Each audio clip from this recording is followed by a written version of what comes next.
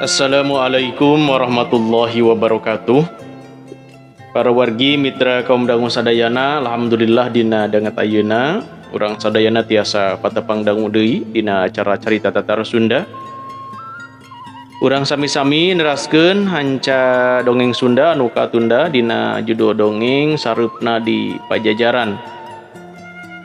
Sakumaha biasa ieu dongeng Sunda didugikeun ku channel anu dipika meumeut ku urang sadayana ka para wargi mitra kaum dangu anu mika landep mika tresna kana dongeng Sunda mangga diantos subscribe-na dina channel anu parantos disayogikeun.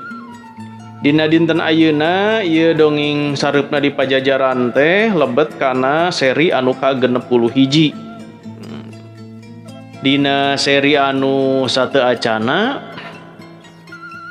hanca urang teh dugi ka Medar Ginggi teh nya saparantosna ditepungan ku Ki Banaspati teh peuting-peuting teh. Tah kumaha lajengna ieu carita mangga urang sami-sami bandungan ku sadayana. Mudah-mudahan sakali deui ieu dongeng katampi kalayan kabingahan oge janten landung pangbeberah kana manah kanggo urang sadayana. Mangga tuluy ngadangukeun Sareupna di Pajajaran dina seri anu ka-61.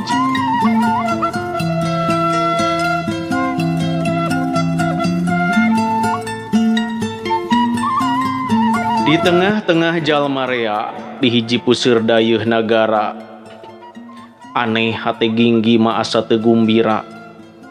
Hirup teh asa nyengceling asa teu boga batur sak pakumaha henteu jiga keur kumpul jeung guruna. Padahal pan ukur duaan. Aneh padahal sabada diumumkeun saha Ginggi anu sabenerna. Ayeuna jadi loba jalma anu hormat ka dirina. Ginggi geus disebut Sinatria Pajajaran, ukur nungguan dilantik wungkul sangkan resmi disebut Sinatria teh.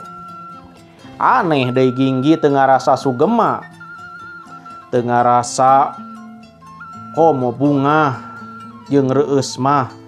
Padahal batur maloba anu totorosol hayang harkat hirupna ngajaul tina cacah kuricakan undak jadi menak teh. Ginggi bakal dibenum jadi patugas keamanan puri satingkat aya di saluhureun perjurit atawa 2 tingkat saluhureun ponggawa. Kahareupna lamun boga cita-cita jadi perwira karajaan, Ginggi kari milu ujian nagara. Lamun lulus kemungkinan bakal jadi anggota Baresan Sariwu bala mati raja, hiji pasukan elit di Kerajaan Pajajaran samangsa Pajajaran dicangking ku Sri Baduga Maharaja Prabu Siliwangi, atawa malah ti 200 tahun katukang samangsa Prabu Linggabuana nyangking Kerajaan Galuh. Pikeun milu ujian sangkan jadi perwira, Ginggi ukur kudu nyuprih pangaweruh soal politik tata negara. Sabab ari ilmu kamiliteran mah geus boga. Ngan sakali deui Ginggi asa henteu kataji ku eta perkara teh. Tapi Ginggi jadi ras guruna, ras ka guruna anu sawaktu diponcrot Cakrabuana teu weleh mere pepeujeuh. Yen Ginggi kudu bisa bumela ka rakyat Pajajaran, nuturkeun tapak lacak para lanceuk sapagurona. Hanya akal Ki Darma henteu weruh yen sabenerna polah-polah anu jara di muridna henteu jejem atawa pengkuh dina ngajalankeun parentahna. Ki Banaspati, Ki Bagus Seta malah bisa jadi Ki Ranggaguna, bisa jadi keur marawa karep sorangan, maranehna bisa jadi salah dina ngahartikeun parentah guru. Ki Banaspati jeung Ki Baguseta narjamahkeun parentah guru teh kunyieun tingkah eudeup ngarebut kakawasaan. Ceuk maranehna rakyat Pajajaran bakal bisa dijait nasibna saupama dipingpin ku raja anu leber kuwawanen kaasup luhur pangabisana. Nya cenah ukur maranehna anu bisa kitu mah. Kiranggaguna tetep hayang mireungeuh Pajajaran lana bari waluya. Tapi kudu aya dina tatanan nagara anu nyangking paham kaislaman. Teu kudu dicaturkeun deui ari Kirangga Wisesa mah. Manehna mah teu openan kana urusan politik nagara. Kajaba cita-citana hayang jadi jalma bedas meruhan batur. Lamun mah aya kabejakeun pajah Kirangga Wisesa anu ngalaporkeun di mana Ki Darma numpina, dasarna lain soal permusuhan politik, tapi alatan nyeri hate dumeh sakur elmu kanuragan Ki Darma henteu tamplok dibikeun ka manehna.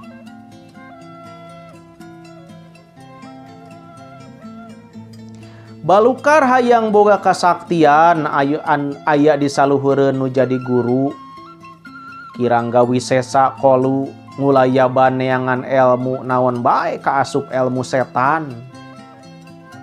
Kabeh murid Ki Darma acan atawa teu bisa narjamahkeun parentah sakumaha cita-cita anu jadi guru. Ki Banaspati teu boga lilengeran anu bener dina ngajalankeun kahayang nu jadi guru. Dina ngajalankeun perjuanganana ngagunakeun cara anu kumaha bae kaasup ngorbankeun batur, kaasup ngorbankeun rakyat. Ki Baguseta oge taya pupurieunana deui. Ku pangabisana Ki Baguseta geus nyamur jadi pangagung di nagara, tapi nyieun kawijakan-kawijakan anu teu ilahar. Manehna jadi purah mere pangaruh goreng. Sangkan kawijakan raja henteu dipikaresep ku rakyat. Tujuanana taya lian iwati eudeup ngaruntuhkeun kadudukan raja, tur anu cenah engkena bakal diganti ku manehna.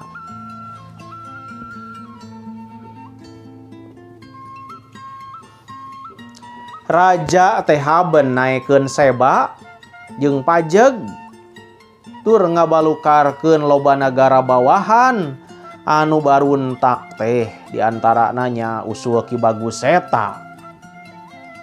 Tapi di pihak lain Ki Banaspati boga tugas sejen nyaeta nyumputkeun hasil pajeg, tur anu engkena bakal dipake baruntak ka raja. Dalih maranehna mah tetep nyaeta hayang bumela ka rakyat jeung ka nagara. Kabeh jalma anu aya di puseur dayeuh Pakuan kaasup raja baroga jalan pikiran anu sarua cenah yen rupa-rupa kawijakan teh saestuna pikeun ngajaga komara nagara, merangan nagara bawahan anu ninggalkeun kasatiaanana eta kaasup keur ngajaga komara nagara. Naik-naikeun pajeg oge tetep nu jadi alasana mah pikeun ngajaga komara nagara kitu cenah. Yen kabeh jalma keur bajoang ngajaga karegejegan nagara oge keur dipilampah boh ku Ki Yogas Citra, boh ku Ki Purohita.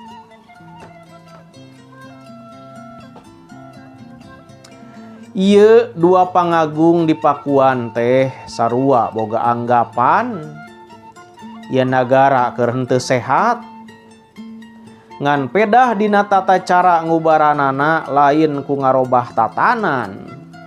Teu kudu ngaganti raja, tapi usahakeun raja aya dina jalan anu lempeng, dina tarekah majuangkeun kapentingan rakyat jeung nagara.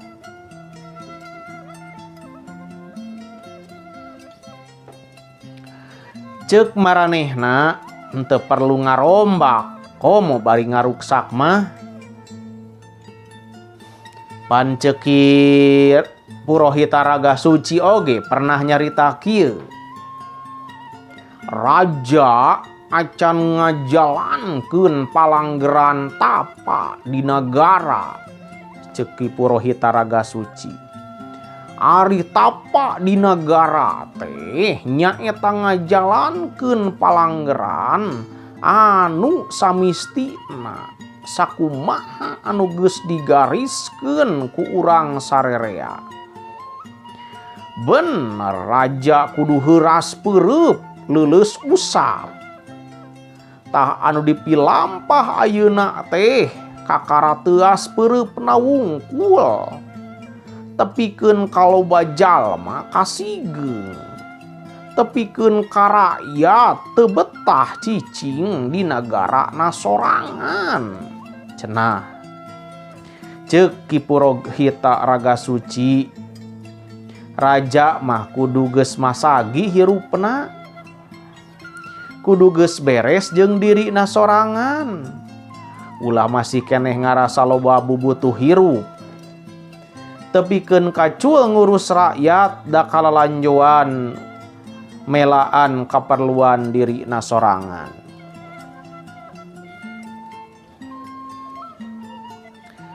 Pamanggih para pangagung nagara anu bareda teh mungguh matak lieur keur Ginggi mah. Matak 3 poe cicing di imah anu pantes sagala nyampak teh heueuh. Manehna mah teu bisa sare-sare acan Ginggi teh. Tepikeun kanjog harita teh dina peuting anu kaopat. Kalawargi mitra kaum dangu sadayana. Kakara oge Ginggi teh rek ngaleyep saking tunduhna. Di luar kadenge sora anu ngeresek. Lain sora sato ucing atawa geleberna gagak, tapi ieu mah hiji gerakan lengkah ti jalma anu boga pangabisa luhur. Sora anu ngeresek teh ayana di luhur hateup imah anu dijieun tina kenteng sirap.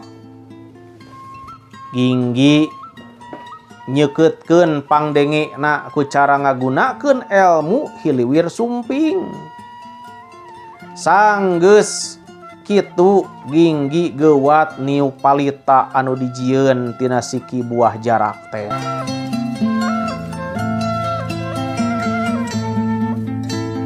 Kaayaan jadi medem ngan jigana anu eukeur aya di luhureun hateup oge ngarasaeun yen lampu ngadadak pareum sabab kadenge jiga ngajengkat. Ngan bae Ginggi henteu miceun waktu manehna geuwat ngablesat ngajleng sanggeus mukakeun jandela. Awak Ginggi ngajleng ka luhureun wuwungan. Tapi jalma anu tadi di luhur geus ngablesat harita teh ngajauhan. Ginggi panasaran ka mana eta jalma teh babali cetanana, kumanehna tetep diberi. Tetela si jalma teh ngablesatna ka tungtung benteng karaton. Eta jalma teh akhirna muru ka sisi walungan Cipakancilan. Geus ngajlengan Cipakancilan lumpat hari teh gancang deui bangblas muru ka tebeh wetan. Malah beuki haben dituturkeun jiga-jiga eta jalma teh muruna ka sisi walungan Cihaliwung. Jalma anu diberi haben lumpat-lumpat na mapai-mapai walungan bangblas muru ka kaler ngaliwatan wewengkon leuwih ka Malawijaya.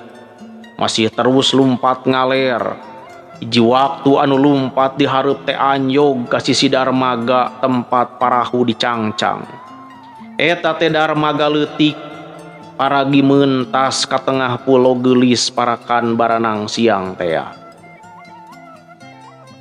Eta jalma henteu ngagunakeun parahu tapi meuntas ka tebeh pulau bari lumpatan di tengah cai ngagunakeun elmu napak sancang.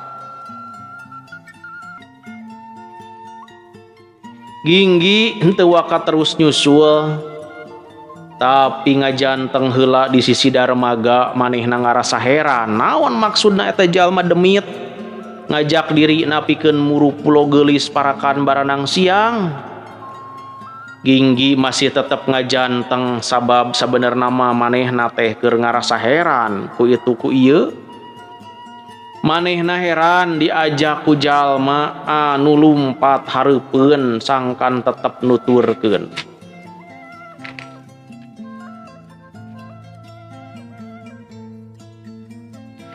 Ginggi oge heran sabab sabenerna ti tadi oge tukangan manehna teh aya jalma anu keur nuturkeun deui. Saha atuh eta teh? Nah aya patalina antara jalma anu lumpat hareupeunana jeung jalma anu nuturkeun tukangan manehna. Ke nya meureun urang buktikeun we engke di tengah pulo da meureun jalma tukangan aing ge pasti bakal milu ka ditu. Cek pikir Ginggi. Bari celeng cerela jeleng mentasan walungan ngagunakeun jurus napak sancang. Pelesat jalma anu tukangan oge sarua mentasan walungan ngagunakeun ilmu napak sancang. Basa Ginggi geus mentasan walungan di tengah tegalan katembong jalma anu kumanehna dibaberik teh keur ngajega nulak cangkeng. Ki bagus eta, Ginggi nyarita semunga harewos.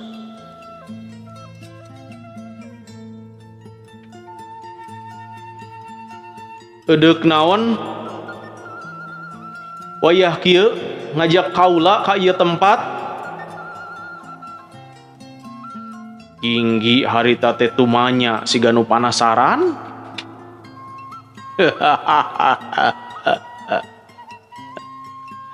Aing hayang neuleuh kumaha cara sia maehan anak tere aing deuleuh.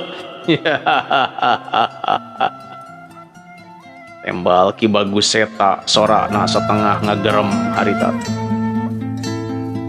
Kaula mah teu rumasa. Heueuh kaula mah teu rumasa maehan Suji Angkara. Sakurang-kurangna lain kaula anu maehan Suji Angkara mah. Tembal Ginggi datar.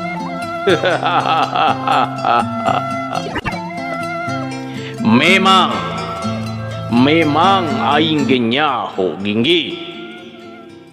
Tapi lamun aing males patina kabaladna Sioga Citra mungguh matak ngahinakeun diri aing deuleuh. Lamun kongang euting harita keneh oge aing sorangan sanggup modaran sakumna pangeusih. Cek Ki Bagus eta. Jadi kumaha tuh cek Ginggi harita. Nu dipibutuh ku aing mah nyawa sia. Cek Ki Bagus eta harita teh. Tadi ge disebutkeun lain kaula anu maehan Suji Angkara mah.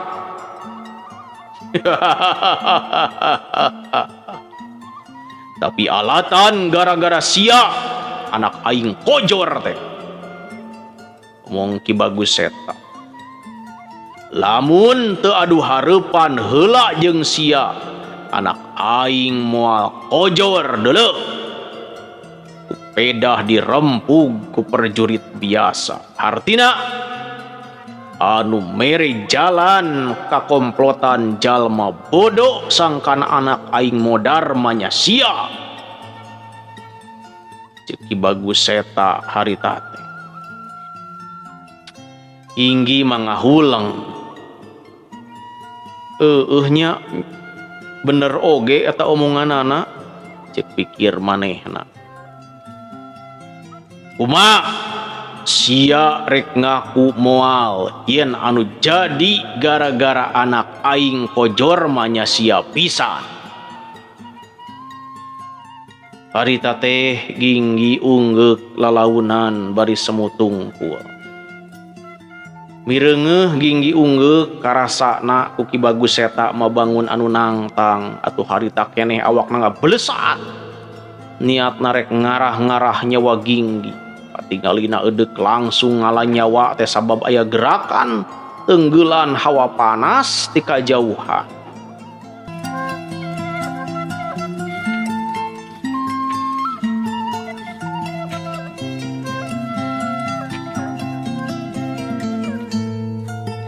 Pikeun yang hareupan tanaga sarupa kieu aya dua cara.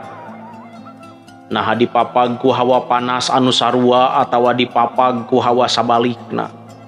Ngan basa hawa tenggelan geus tepi Ginggi lain mapag ku tenggelan deui tapi mengparkeun awakna ka sisi. Beledug cenah sora anu ngabeledug tarik.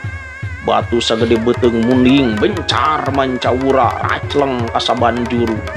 Semplekanana sagede-gede batu asahan. Masih leuwih hebat jurus sentak dulang cek pikir Ginggi tapi ukur nyarita dina jero hatena. Ginggi henteu apa nah Ki Bagus eta geus bisa ngagunakeun jurus sentak dulang atawa acan. Sabab ari Ginggi mah bareto kungsi dilatih eta ilmu. Sentak dulang mah lain ilmu peupeuhan tapi ilmu ngaluarkeun sora tarik ku ngagorowok tarik. Batu sagede beuteung gajah oge bisa ajur ngajadi lebu lain sakadar marek plekan sagede-gede batu asahan. Bisa jadi Ki Bagus eta oge geus ngawasa ilmu sentak dulang. Ngan meureun nyaaheun keneh cek pikir Ginggi teh ka manehna teu hayang ngaroga hala. Tapi deui lamun nya nyaah naha atuh cik keneh ngaluarkeun jurus anu tujuanana langsung hayang maehan aing.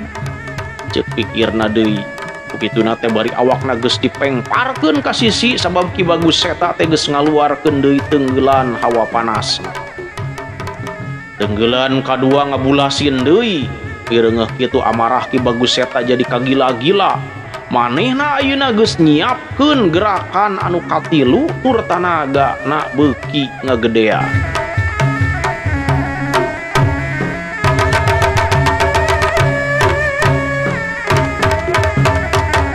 Wargi mitra kaum dangu sadayana urang rehat telah sekedapnya menuju tarung ya tinggi orang Ki Bagus eta aturan menuju goyah kieu ka sadayana anu masih keneh manco ya dina ngupingkeun carita Tatar Sunda khususna sareupna di Pajajaran dina seri anu ka 60 hiji dina dinten ayeuna. Aturan ujung ngadangukeun ka sadayana mudah-mudahan sakali deui anu ngadongeng anu ngadarengkeun dongeng sadayana mudah-mudahan mugi dina kaayaan sehat walafiat mugi dina ginanjar kawilujengan aya dina lindungan Allah Subhanahu wa taala amin ya Allah ya rabbal alamin.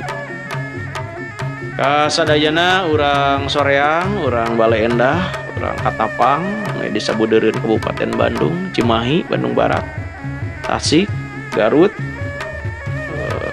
Banjar oge Ciamis oge ka Majalengka Kuningannya aturan anu mika cinta kana carita Tatar Sunda khususna dongeng Sunda anu biasa dipedarku Mang Aa sakali deui mudah-mudahan dina danget ayeuna anu tos subscribe dina channel Engal ieu teh nya jan mita meyan deui Mang Aa punten anu kasuhun insyaallah panginten dongeng Sunda anu sok biasa dipedar ku Mang Aa nu ayeuna jadi pedar dongeng sareupna di Pajajaran oge dongeng Sunda nu sanesna ge teras dipedar ku Mang Aa nya dina ieu channel. Supados teu nyang kolong teuing kana waktos mangga urang sami-sami teraskeun deui ieu dongengna.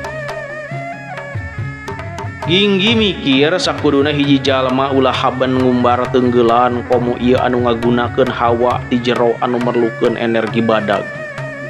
Hawa tenggelan dikaluarkeun sakama-kama balukarna bakal bahaya keur dirina sorangan. mikir kapalebah dinya basa tenggelan anu katilu narajang kana diri na Ginggi henteu niat nyingcet ala eudeup dipapag ku hawa tanaga deui ieu mah cenah jang kasugemaan hate Ki Bagus Seta we lamun tenggelan anu katilu diantep sinakeuna kana awak Ginggi meureun Ki Bagus Seta bakal sugema sebab lamun katilu anggar dipengparkeun heug Ki Bagus Seta narajang deui ku tenggelan anu kaopat alamat bahaya kana awak Ki Bagus Seta sorangan ngan papadening kitu Ginggi oge deui teu hayang awakna sorangan anu cilaka balukar nampak tenggelan itu sababna sawaktu tenggelan anu katilu Ginggi oge ngaluarkeun tanaga hawa panas pikeun yang hareupanana hiu jurela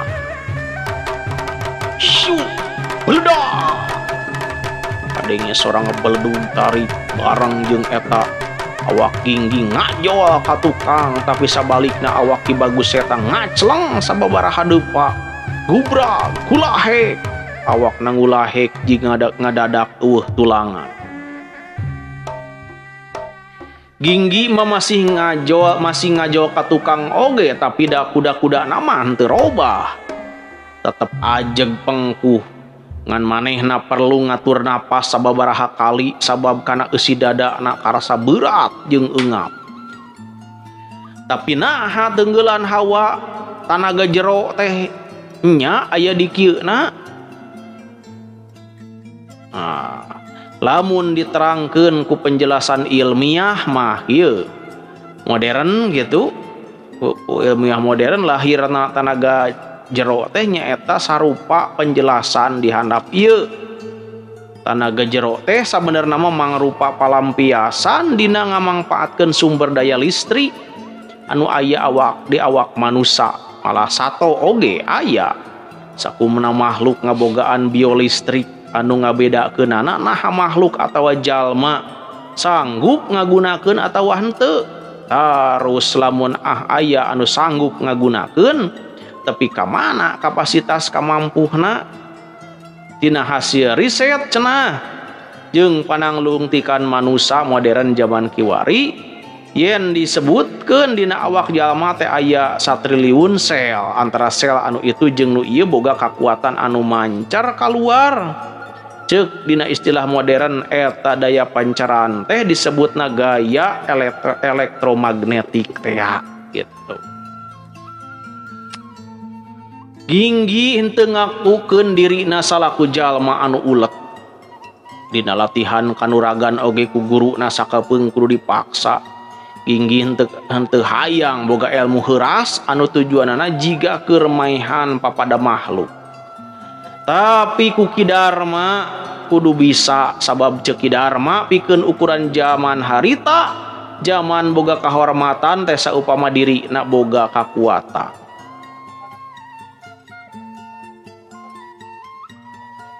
ari anu dimaksud kakuatan harita nyaeta urusan kanuragan lamun mah ayeuna Ginggi boga ilmu panemu jampe pamake dina urusan kanuragan nya alatan nuturkeun kahayang Ki Dharma lain kaluar tina kahayang hatena kitu sababna salila Ginggi boga ilmu heuras can kungsi maehan jalma dalah maehan sato galak oge teu kungsi sanajan loba anu ijid ka manehna niatna eudeup jaya kaniaya maehan dirina tapi Ginggi teu kungsi boga niat hayang males maehan anu nyata-nyata ijid ka manehna